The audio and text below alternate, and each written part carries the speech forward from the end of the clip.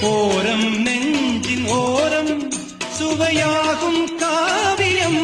ஓரம் நெஞ்சின் ஓரம் சுவையாகும் காவியம்.